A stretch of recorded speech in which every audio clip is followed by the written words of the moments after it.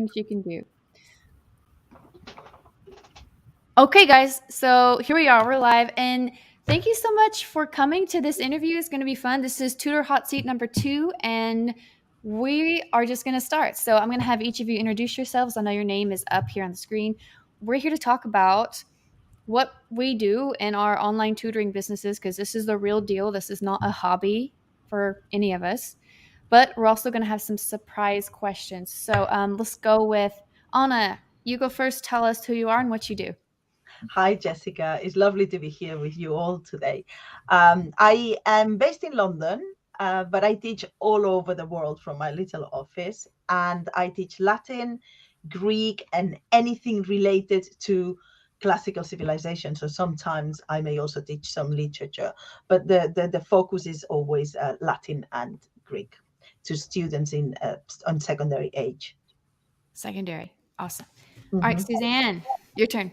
Okay. Hey, I'm Suzanne, and I teach high school students, college students, and graduate students. So, with the high school students, I help them prepare for college so they can succeed in college and write their personal statements.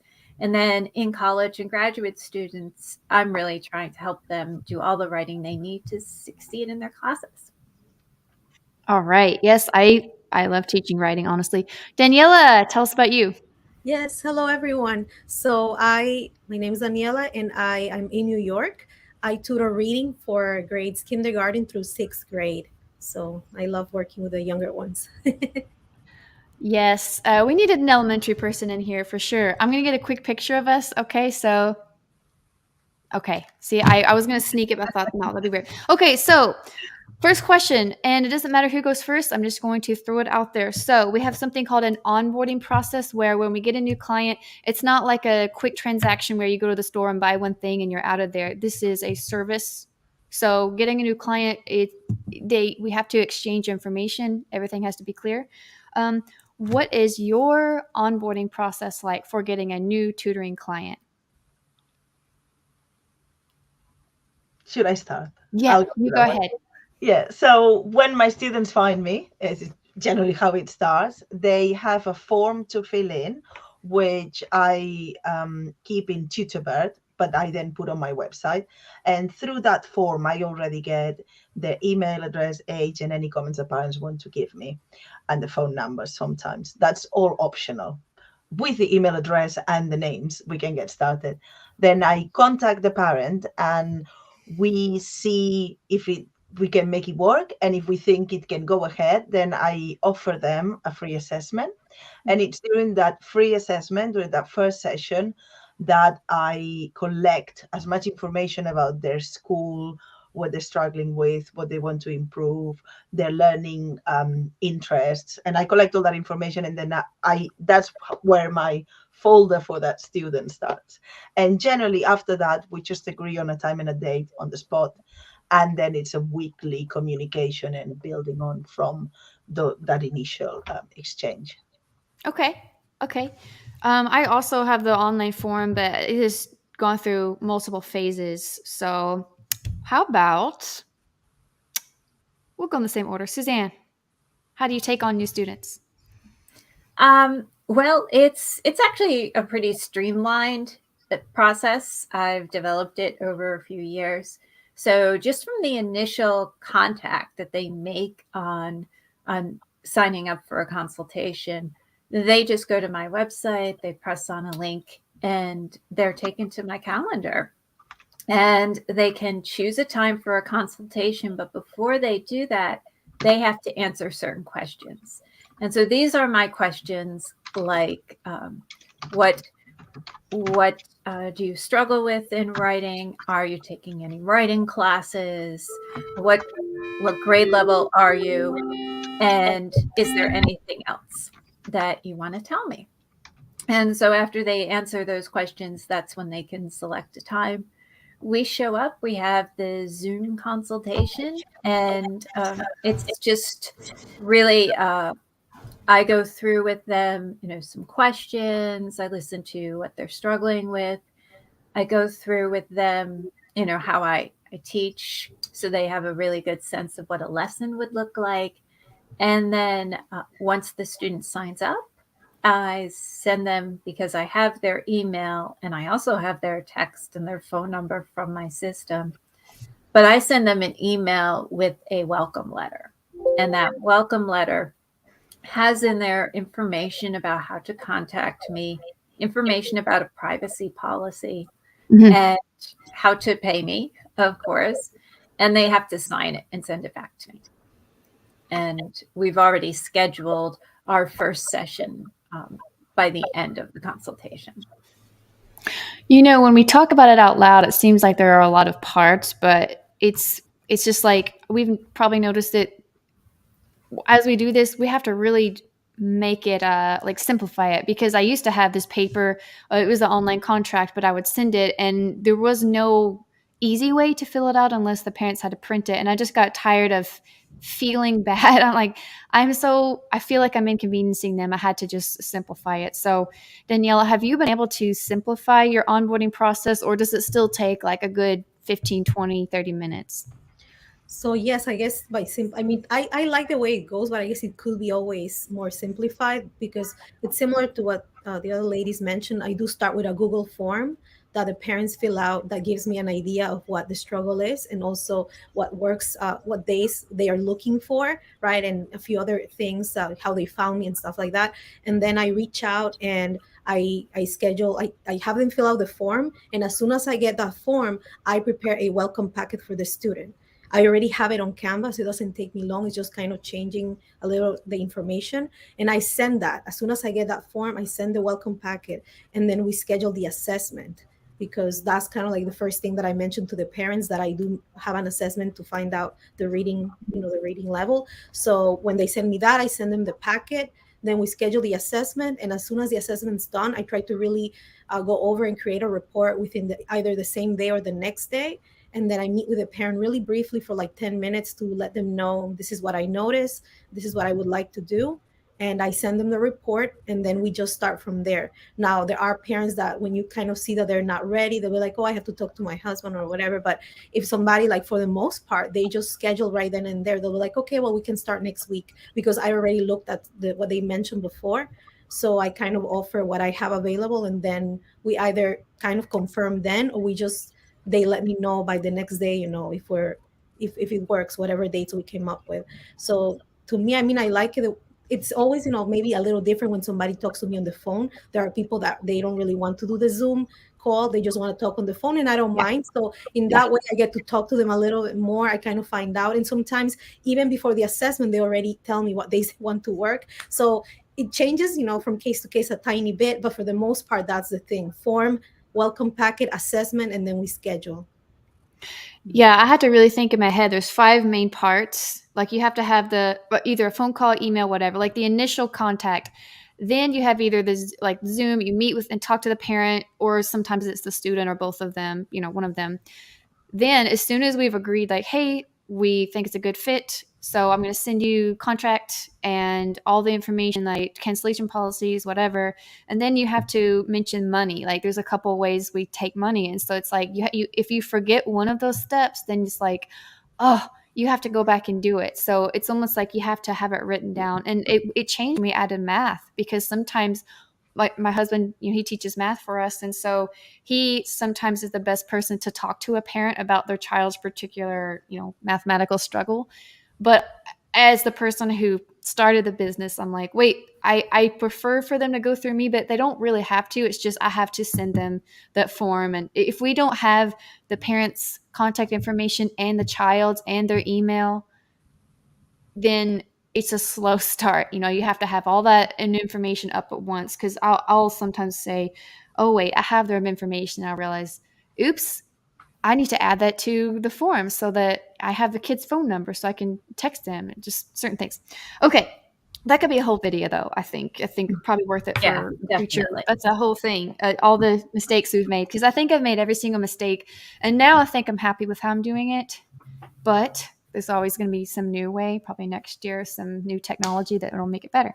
So now let's talk about teaching tools, because when we hear about online teaching, everyone kind of your emotions rise because there's the platforms that the schools offer, but then there are tools that we use as online teachers.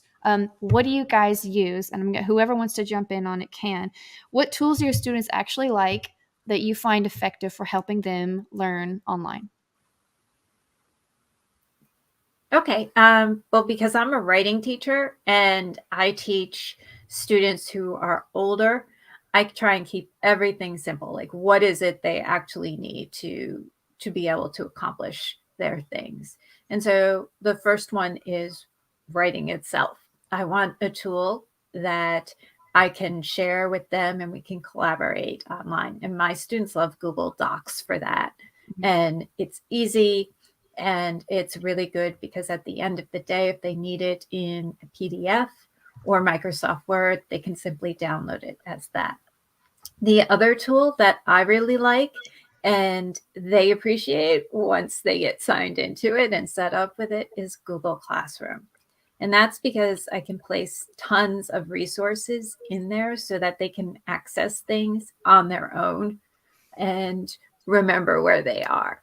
So any of the library websites or the research websites, anything with editing that I use, videos, all of those things, I already have stored in a Google Classroom and just copy into different Google Classrooms. And then all of the things that we do in a lesson, plus the tutoring agenda, I set up ahead of time and schedule it so that they can see it and know what we're going to cover. So that's another fabulous tool that I use. And then the revising tool that my students absolutely love is a free tool called Hemingway Editor. And it's really neat because it helps them revise things and they can highlight, well, Hemingway highlights something. So they can see these areas that need work where there's hard to read sentences. And because it's color coded, as they make the changes, the colors disappear. So that's a really great visual tool. I typed it into the chat. Is it like that, or did it spell it a different way? Let me see. Yeah, that's it. It's Hemingway Editor is the name of the tool. The website is actually hemingway.app. Because when you go onto the website, the online format is free, but they also sell an app that's $19.99 that people can buy. Oh, wow. Yeah. Okay. Go ahead. Oh, yeah, I know this always happens. I did want to point out, I think you're doing the Vanishing Lady act on us. I'm not sure why you are going in and out, but we can still hear you fine. It's just you probably noticed that you're disappearing and reappearing. So I just wanted to address that in case anyone's like, what are you doing? Maybe you're doing it on purpose to mess with us. I don't know. But either way, it's interesting. I'll try and figure it out. All right. And later on, you can add the names. Like if you have certain tools you guys like, definitely put them into the chat because that's going to be saved and it'll show up on YouTube later because some people they might read sort of like in the style of a podcast, meaning we're just giving a lot of verbal information. We just have the joy of getting to see each other now, but don't really have to. We are recording this information to help you guys later. Let's see. Who wants to go next? Daniela, do you want to tell us about a tool you use? Yes, sure.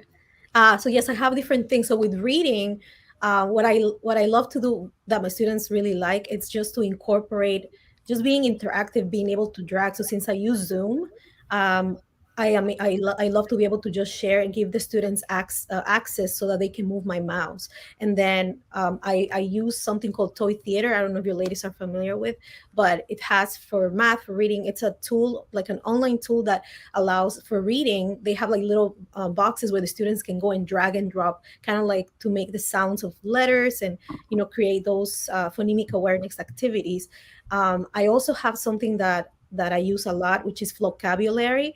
I think some of you know that because any kind of topic that that I'm teaching, whether it is, for writing or reading, with the little ones, it allows me to bring in a video because, I can always use, just talk to them about it. But when I bring in that music, that movement, students just love it. It gives them that little break. The videos are not long, but it just kind of connects. And some of the students, because we watch it twice, then they start singing it and they remember what a noun is, or whatever we're reading, or the silent E, whatever we're talking about. So I like to always incorporate music, or even if it's a YouTube video.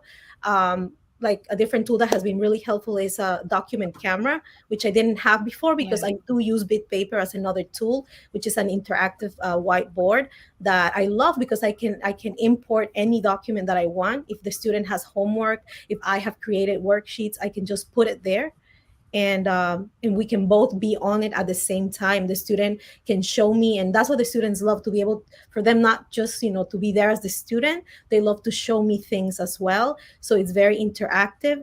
But the document camera is it's amazing because when I have like books, or even with my hands, I want to show them something right then and there, I use my document camera and they can see what I am doing. So it's just kind of changing it up, so it's not always the same thing. The student feels like, okay, well, there's something new today, or once in a while change it up a little bit.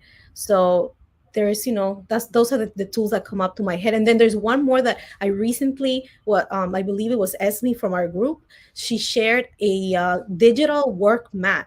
It's really amazing. It's basically like how some schools have an actual like board with magnets to move the letters, but it's a digital one. So you can share, give the student access, and you can have the student, make a word. Like if you want to say, cat, the student will drag the CAT, and it's really fun. The students really, really like it. So there's a lot, but those are the ones that come to my head right now. I smiled at vocabulary because the last year I taught it's actually, I was teaching middle school, and there was a song about the coordinating conjunctions, and it wasn't that this classic conjunction junction, what's that function, which I still will, kids are like so surprised, I still will share that. But the vocabulary version is a lot more hip, more modern, and it was about all, and, but, for, or, they're all at a party, and they're all connecting together because they're at this party. And I remember this one kid shouting out like, "Oh yeah, that party, I was there." And it was so corny, but it makes everyone laugh, so then vocabulary, kind of fun. Anna, do you have an online teaching tool that you want to use, or you want to tell us? Yes, my bread and butter is BitPaper.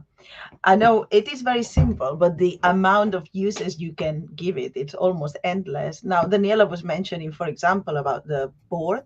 Well, you can put images there and get the students to move them around. So I now have lots of templates of different types of activities that work really well on BitPaper. And then when I want to use them, I just upload them to the BitPaper of every specific student. All my students get at least one BitPaper, if not more, if they're doing more than one topic. And as we move on, they can then download and keep the information that they prefer from that. So for me, BitPaper, it's an absolute must. Also, we use it in combination with the graphics tablet, which we use all the time because I also teach ancient Greek. And it's actually quite difficult to learn to type in ancient Greek with all the different axes and circumflexes, etc.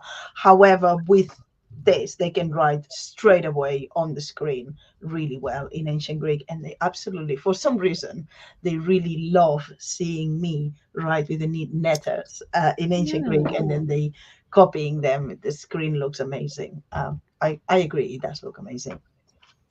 Then Sorry, I'm really bad about that. Keep on. I interrupt people. No. I'm very used to it. Don't worry. Do you have a question? I was just having, if students are watching you do that, it made me think of years ago when we had those overhead projectors, and our teachers would use those felt tip pens or those Sharpies, like water-based, and they would write, or they had all those clear sheets, and sometimes it was like they would spray it and wipe it away, and they're like, does everyone have the notes? Does everyone have them? Because if not, they're gone. Yes. So it was so non-digital back then. It's crazy. Yeah, that's a problem sometimes with Zoom as well. That's why I prefer bit paper, because you just create a new page every time you want to start the new exercise, and everything stays there.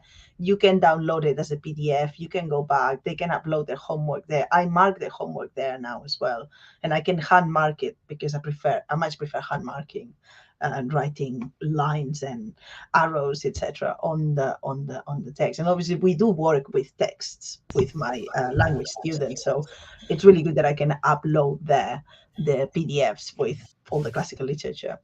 And finally, the big new tool that I've been using this year and my students are absolutely loving is a new textbook that has come up in the market for Latin, which is not only a textbook, it's a textbook that comes with an online companion. And the online companion has plenty of activities to download, but also you can use it as an online book. Everything is fully clickable, so you can check the meaning of any word anytime. And it has, I know this sounds quite basic, but actually for Latin courses, generally they're not so high tech. Latin courses tend to be, here's your dictionary, I here's can your imagine, yeah. good luck. So this has been a revelation for everyone. It actually stores their results when they do the exercises, and it has a vocabulary builder. So it takes you to the vocabulary. I think it's inspired by Memrise. So it's like an inbuilt type of Memrise activity. And it also has auto-graded translations. So when I start my lesson, I can see what they've been doing during the week, and they can then give me their feedback and we can chat about it. So yeah, that book has changed the approach to Latin of many students. They absolutely love it.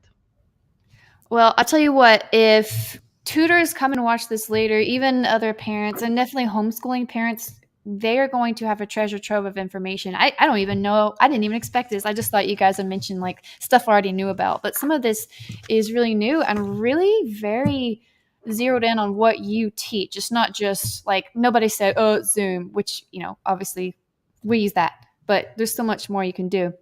So Natalie's saying she likes bedrock vocabulary. I've heard you mention that before, Natalie, if you're still in here. So, what else? I still need to try bit paper. Yeah, I sometimes will go over to like the whiteboard on Zoom just to share a few things, but I'm actually going to talk more later in a different video about the Kindle e-reader, how I've just started using, like, I have my own like Kindle here, but because sometimes I'll read books with my students, they have to be digital. It's just better for reading from the same form. Sometimes there are free books on the internet. You don't even have to buy them through Kindle, but that'll be a little bit more for later. All right, guys. I better move on to the next question because there's just more here. I may have to skip one because unless you guys are just good with extending your time.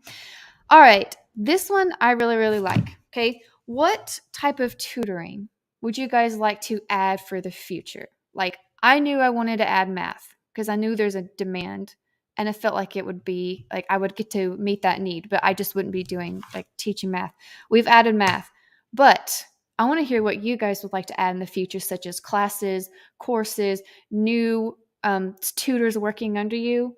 Who would like to share? Let's see. Who would like to go? Suzanne. Oh, sorry. Go ahead. Now, calm down, Daniela. Come on. I'm just kidding. Go ahead, Suzanne. I'll make you go since I already called on you. May as well. I don't know why it didn't pick up for a second.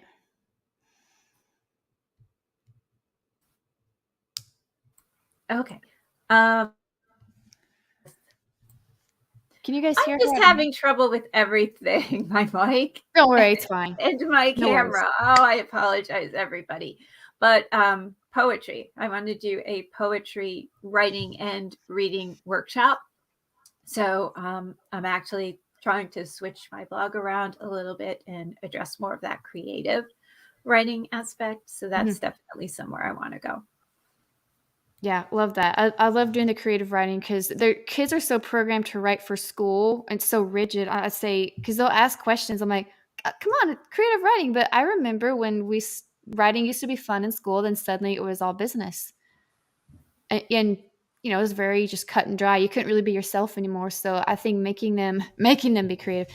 offering that and inspiring them is just so fun, because especially like personal narratives, gosh, that's like the best place to Oh, start. I love doing personal narratives. I do that a lot in my one-on-one, and that's a workshop I want to do too. Workshop, yeah. I get, apparently people need it. You would think that as people who like to write, you think, oh, everyone can do it, they just choose not to. But no, people need to be taught how to think of ideas. Daniela, what's something that you would like to add for the future? So I would like to add math as well, with having other tutors join me, just as you have your husband working with you. And also, I was thinking of Spanish. That's something that's been there. I do tutor a student Spanish on the side, and just I don't know, it brings me joy just because that's like so part of my everyday life, and I love it. Like just the language itself. I grew up with that, and I'm teaching my daughters. I teach the student. I don't know. I think if it was possible to add it, I would just add it to the whole list of things I do in there. Right, because we want to keep a niche. We want to be found for that, but yet we want to grow, because we're not just doing this as a hobby. This is something that it's got to be. We want to meet a new demand, but there's always something out there. Like I want to eventually teach like a what are taxes, what like financial literacy. But I'm like, I'm not quite ready to deliver that yet. How can I deliver that to like high school age kids? You know, because then I have to figure out, is there even a need for it? Because it seems like there is a need, but right now I'm just handling the students that I have. So maybe in the summer, that's something to think about. If anyone has ideas for that, you throw them up there. Natalie says storytelling. Yeah, how to tell a story in a really great way. Like storytelling, I think, was the first pastime ever since humans were born and created. I think that was it. Anna, what do you want to add, if anything? Maybe it's just already great. I don't know. Maybe it is. Well, I actually had to reduce my offering. When I started teaching, I was like, oh, I love so many things. And I was teaching Spanish, and I was teaching French and Latin and Greek. And then I just narrowed it into classics. And there was a big fight there whether I should keep the Greek or not. And I kept the Greek. So it's now been for a long time, mostly Latin and Greek, unless somebody who is already doing Latin and Greek wants to, for example, do a session in Spanish, then I will do that. But I have something I'm preparing at the moment. Maybe I should announce it now. I've kind of mentioned it in my live videos, but I didn't go into a lot of detail. I'm going to create group classes, but they're not going to be the traditional grammar Latin classes, preparation for exams, etc. I'm going to do a Latin chatting speaking club where everything's going to be just chatting and singing, looking at images and You can call it Latin chatting. Have you thought of that? with Anna Martin. No, Yeah, oh, sorry, Latin chatting. Yeah, I'm very excited about it actually, and this is something I did not feel comfortable with, and because we all learn Latin now, less so, but when I was younger, definitely you learn Latin with a dictionary and memorizing endings, and then it's almost like performing an operation on a patient in, like a surgeon. Every time you take a text, and that's fine at university level. But I think when you're starting to learn, it's so nice to be able to just sing or read some very easy texts and chat with each other in Latin about likes and dislikes, like people do when they learn Spanish or German or Mandarin. So yeah, I think initially I thought, oh, I can't possibly do that. But in the last year, I have been attending myself lots of groups where I practice my speaking, and I'm starting to feel more ready. So this is something that's happening in the summer term. Well, somebody actually asked about how do we add groups? There's a huge question in like the Inner Cider Secrets. How do you implement groups? Because some people have done it. And so I feel like there's so many different ways. And again, that could be a whole nother topic. So if you're going to do a class, how do you think you're going to announce that and get people together? Because what I don't think works is just, unless you have a huge following and people are chomping at the bit, you can't just post it on Facebook and have people immediately sign up and just come to your Zoom and pay ahead of time right away. It's like you have to introduce it over time or be somewhere where people can sign up. What do you think you will do for that? I am really thinking about this at the moment, which is partly why I haven't launched anything, because at the moment all my group lessons are in Outschool, and I've been piloting there. I've been doing a lot of spoken Latin with younger children, and it's working really well. But I would like it to be part of my business, and I wonder how I'm going to get that reach that you need to fill a group at a particular time, because I work with students from around the world, so you really need to reach a large amount of people for the groups.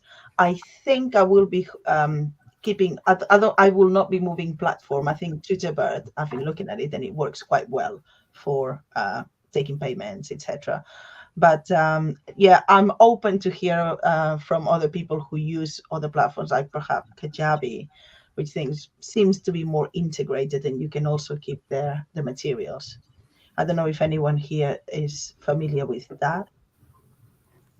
I mean, there are different platforms for it. I thought like one way to do it, like maybe have like the beta group, or have it like you offer it for a lower price one time and say, hey guys, I'm gonna give you the quality lesson, but it's only gonna be 1 or 2 days, maybe a couple hours, and then you just have the videos. You can make the videos ahead of time, and then they watch a video that you create because you've learned how to do it in our mastermind, and then you meet with them later on Zoom and you say, what worked, what didn't, so that when I do launch it for real, then that's the way to do it. And like, I mean, I'm thinking some videos, if you really wanted to do it in a laid back way, I'm saying this like this is just an idea, I haven't done this yet and I want to. You can make videos and put them like Suzanne did once on Vimeo, or they can still be on YouTube, just hidden, because no one needs to see them without having like committed to it. Then you can give them access to those videos without even using a whole nother platform. Like maybe you don't want to pour money into it until you've perfected it. Then you can pay for the Kajabi or Thinkific or whatever some of the other ones are. There's a few.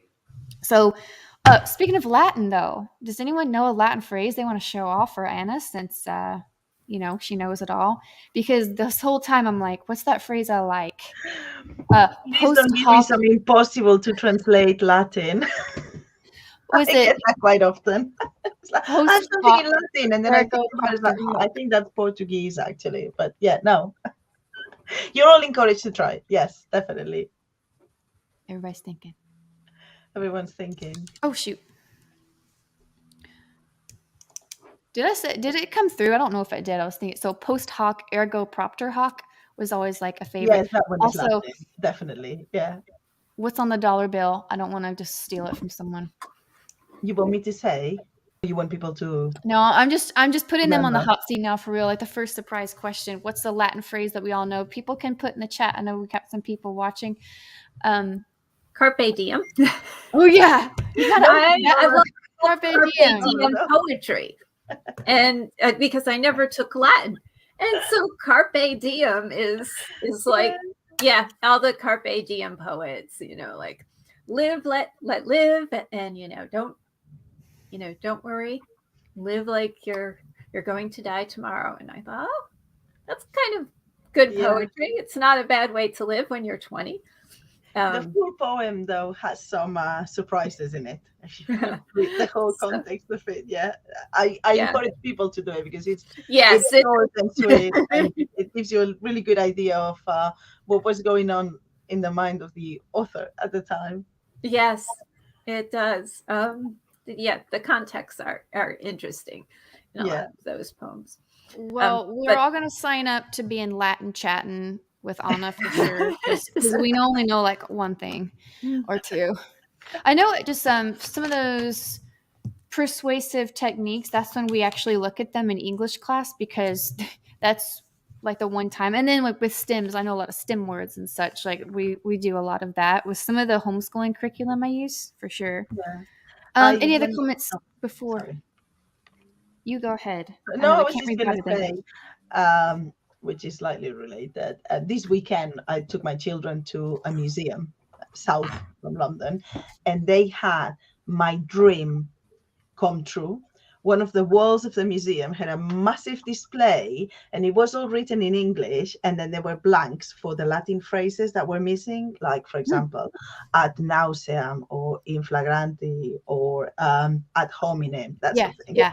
And then the children had to walk around putting the sentences in the gaps. It was absolutely amazing. So yeah, I love Anyway. knowing a word. Hold on, that clock's going. Knowing a word when other people don't, it just gives you this sense of power. You're like, I know it, I can help you. Okay, Suzanne did the disappearing lady I actually. don't know what happened. We'll let her back in if she's give her a chance there. Yeah, I'm telling you, when you're live, you just have to prepare for the unexpected. It's all right. All right. Speaking of unexpected, good segue. What is the most unexpected way you guys have gotten a tutoring client? I have All right, one. I have one. Well, this was a while back, but it was so funny because it was like I was not expecting it at all. I was at BJ's, which is that wholesale place, right, at the supermarket. BJ's. I was there shopping with my family, right, like just wearing like random clothes, not looking at all, like I would like to be looking when somebody's about to hire me. And my daughters were with me. We were already like standing online to go pay, and they were little girls how they are. Mommy, I want this, I want that, but like my mind was going all over the place I'm trying to find my coupons, and how it is. So then I guess at some point my daughter got a hold of my wallet, and everything fell apart. So then I'm like picking up everything, like all flustered, and I was holding a bunch of things in my hand and trying to tell the girls to be quiet, and apparently I was holding one of my cards like this, and I didn't even realize. And then the person behind me, he was like, I'm so sorry to bother you, I see you're busy, but are you a tutor? And I said, yes, I am. But I didn't even realize that I was holding the card. So I'm like, yes, I am. And I'm like, how do you know? And he's like, I'm seeing your card. You're holding your card. And I'm like, oh, yes, I'm so sorry. He's like, I actually need a tutor really, really desperately right now for my child. Like, you're right here. Can I get that card, please? And I said, sure, here you go. And yes, I ended up working with that family. And I lived in Queens and they lived in Brooklyn. At that point, I was actually still going in person. And it was amazing how like the least, I would have never thought that. So I had to say thank you to my girls for making me, drop everything. And I ended up, advertising in that way. So that's one way. I love that. That's just like divine intervention or something. There's just no way. And it was meant to be. Oh, Anna, what about you? Anything interesting like that? I don't think so. I don't think I can trump that. No. Generally, students find me online or their friends of friends. I have a neighbor 2 doors down who found me online, but then she was like, "Oh, I found you online, but you live 2 doors down." But yeah, that's as exciting as it gets in my case. Well, She found me on online with Google, and then when she got to the page, I was like the next door neighbor, basically. Which is sorry, I'm sending Suzanne really quickly. I'm going to try to get her back in here, but let's see if I can multitask. So I had like my first round of business cards I gave to a student, but back when a lot of teachers will do, right when the business was new, I had business cards made, and then teachers will sometimes do driver's ed in our area. It's like a good way to earn a bunch of extra money in the summer.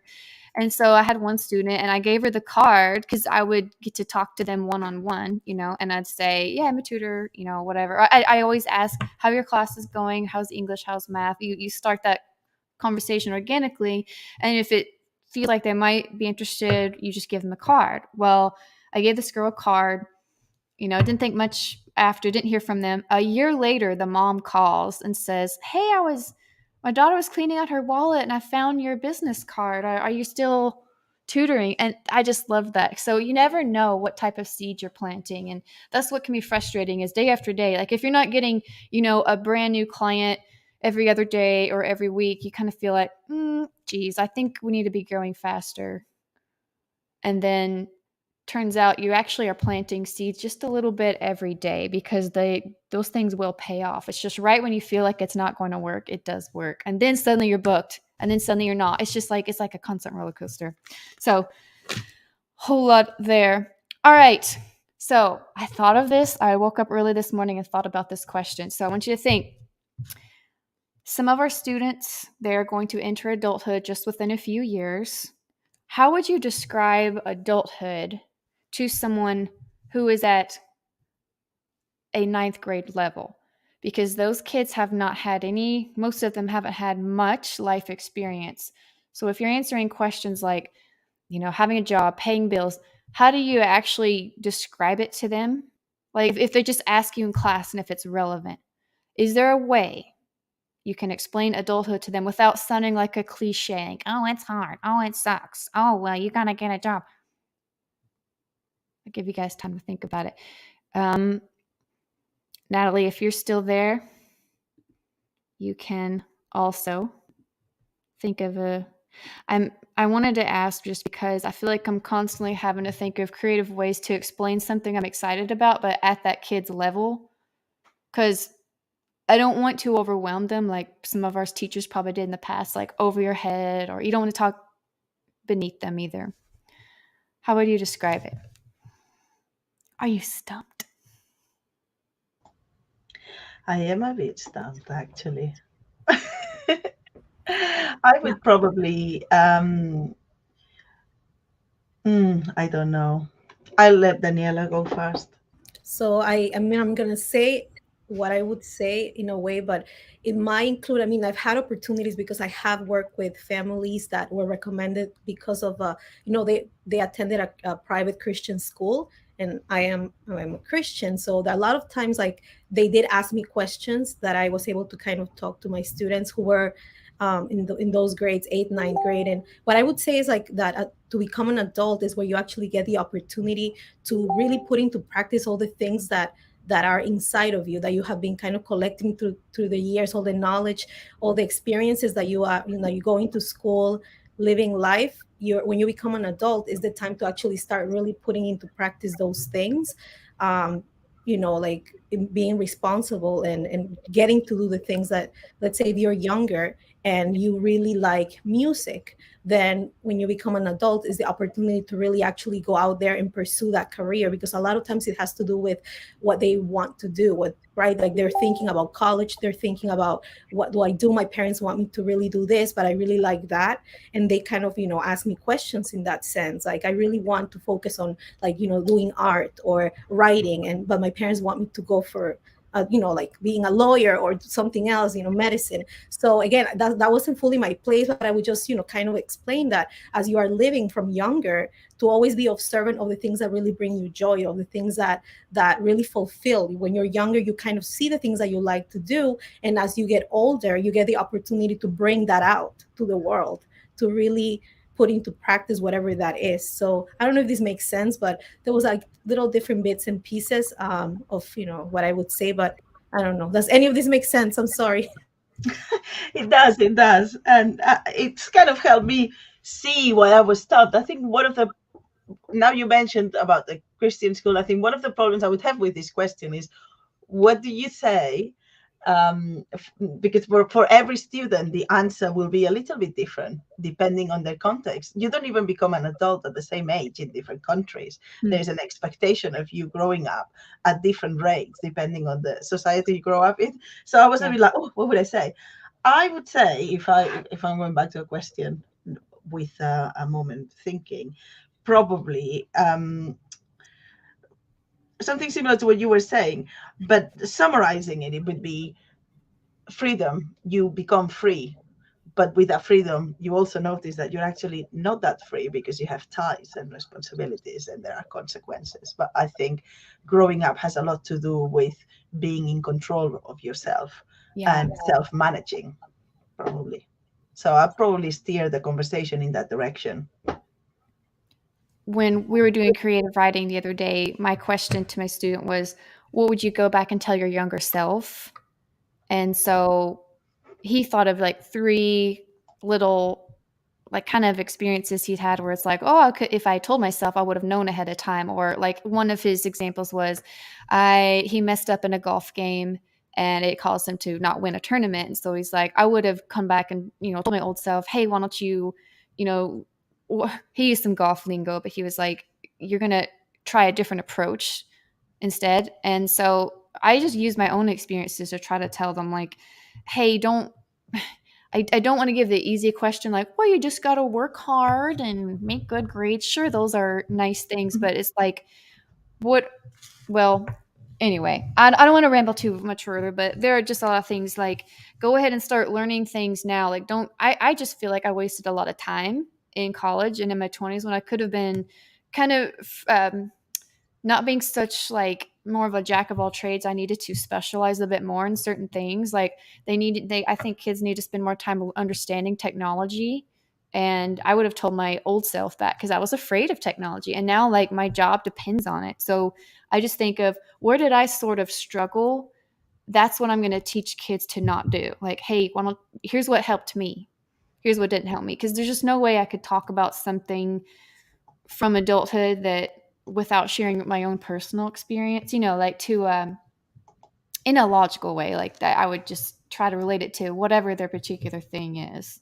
Like if they show interest in something, I tell them here's where that can lead. Sometimes they're not ready to hear it. They can't get past the next week. Like, I just got to get through this next test. I can't think about the future. But sometimes they ask because they want to get off track and talk about life instead of, okay, let's talk about, these STEM words or this, whatever this next writing prompt is or whatever it might be.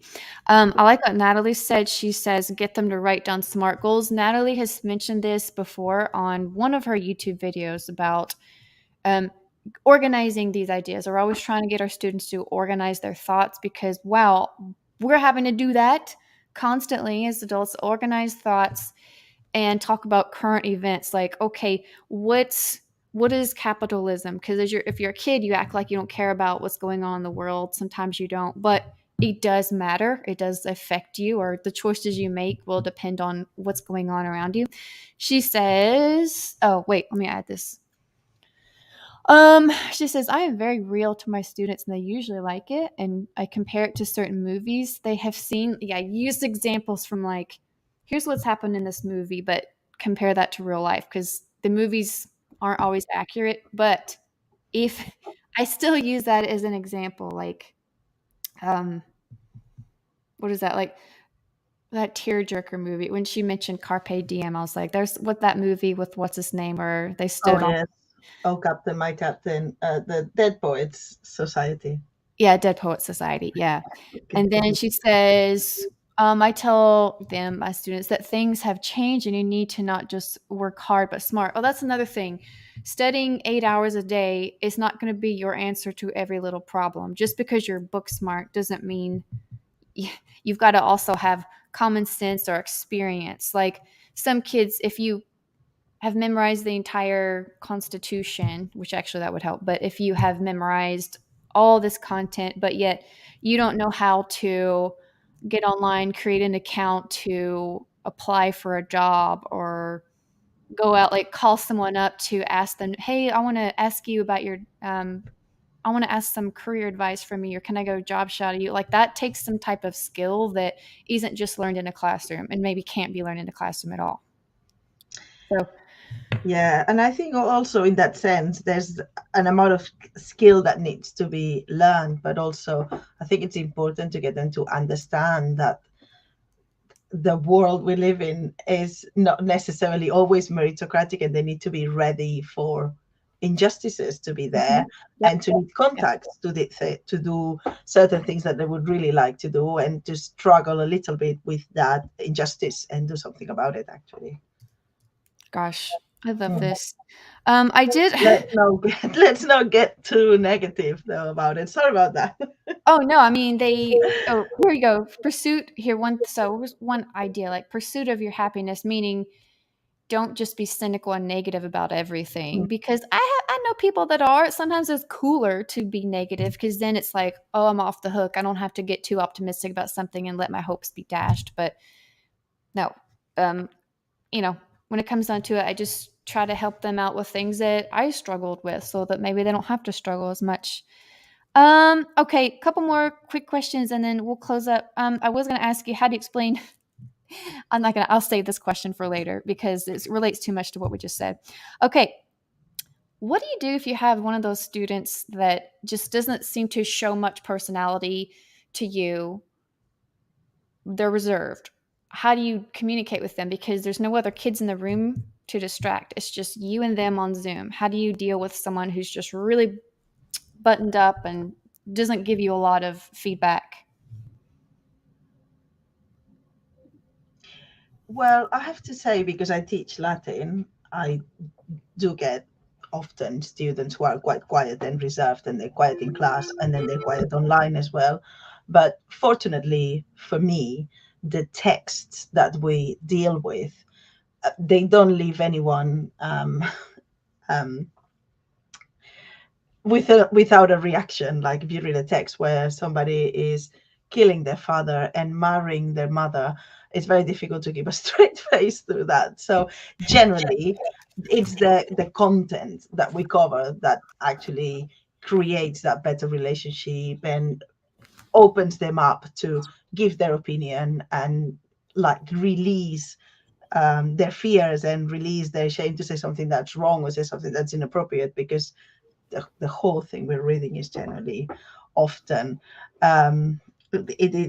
it makes you get naked in front of it and say, like, oh, this is what it is. Yeah, it's like human. Yeah, so I think that helps a lot in my case, and I try to choose texts that will elicit a reaction always, which they do. Yeah, they always, some of them always do, because either they show types of relationship between people that nowadays would not be acceptable or expected, or perhaps because they deal with love stories, and they always love love stories, or Oh, yeah. political Everyone's got an intrigue and opinion murder. about that. Yes, exactly. Everyone's got an opinion about that. Yeah. Daniela, what do you think?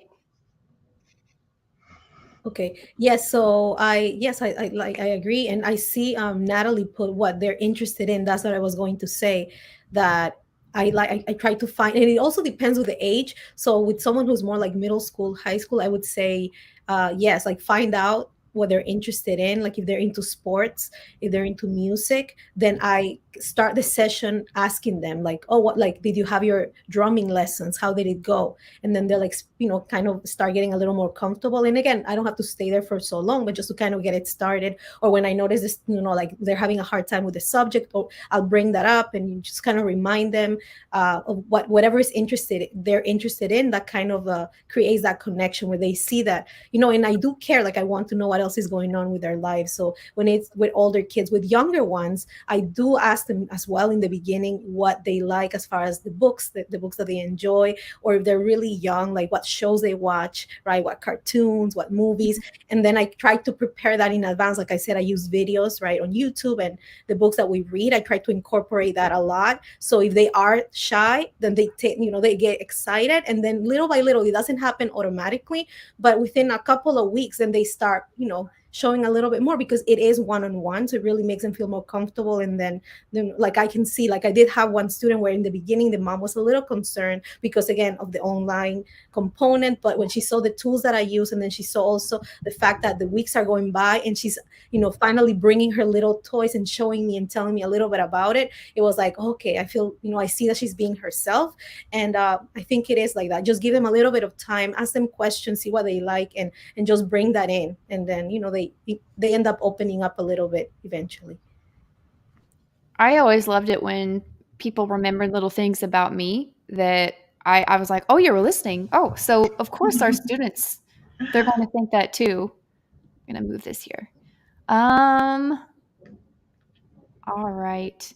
Yeah, but they appreciate it when you actually ask them, and it's fun to start the class. Like I know my husband for sure, he'll spend like the first few minutes just kind of asking them about how was your day, how was your week, how was the whatever. Like we have a student who she not horse race, but she rides horses. I don't know, like as an actual pastime. I think that's like her thing, and that's always fascinating. I love it when they do something that I've never done before, because then I get to learn from them. We're not just bestowing knowledge upon them; they're teaching us a few things too. And then later on, if we have another student who can relate to that kid, we say, "Oh yeah, I knew a student that did that," and it's just kind of fun to talk about.